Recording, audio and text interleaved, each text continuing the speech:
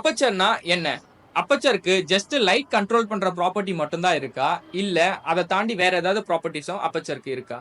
அப்பச்சருடைய main ப்ராப்பர்ட்டின்னு பாத்தீங்கன்னா லைட்ட control பண்றது. எவ்வளவு அமௌண்ட் ஆஃப் லைட் உங்க கேமராக்குள்ள வரணும்ன்றத இந்த அப்பச்சர் தான் கண்ட்ரோல் பண்ணும். நீங்க அப்பச்சர் வேல்யூவை f3, f2, f1.8 வைக்கும்போது லைட் அதிகமா உள்ள வரும். இதுவே நீங்க f11, f22 அப்படின்னு போகும்போது உள்ள வர லைட் ரொம்பவே கம்மியா இருக்கும். சோ அதனால உங்களோட இமேஜஸ் டார்க்கா இருக்கும். அப்பச்சர் வெறும் லைட்டை மட்டும் கண்ட்ரோல் பண்ணலங்க, உங்களுடைய டெப்த் ஆஃப் ஃபீல்டையும் கண்ட்ரோல் பண்ணுது. ஃபார் எக்ஸாம்பிள் நீங்க f11, f15, f22 வச்சீங்கன்னா உங்களுடைய டெப்த் ஆஃப் ஃபீல்ட் கொஞ்சம் ஷார்ப்பா இருக்கும். பட் இதுவே நீங்க f2, f1.8 வச்சிருந்தீங்கன்னா உங்களோட டெப்த் ஆஃப் ஃபீல்ட் ரொம்பவே ஷாலோவா இருக்கும். அதே போல f நம்பர் கம்மியா வைக்கும்போது உங்களுக்கு பொக்கா எஃபெக்டும் கிடைக்கும். இந்த பொக்கா எஃபெக்ட் வேற ஒண்ணும் இல்லைங்க, பின்னாடி இருக்கிற லைட் சோர்ஸ் எல்லாம் ரவுண்ட் ஷேப்ல தெரியறதா போக்கான்னு சொல்லுவாங்க. இந்த வீடியோ உங்களுக்கு பிடிச்சிருந்தா லைக் பண்ணுங்க. இந்த வீடியோ உங்க போட்டோகிராஃபர் ஃப்ரெண்டுக்கு யூஸ்ஃபுல்லா இருக்கும்னா அவங்களுக்கு ஷேர் பண்ணுங்க.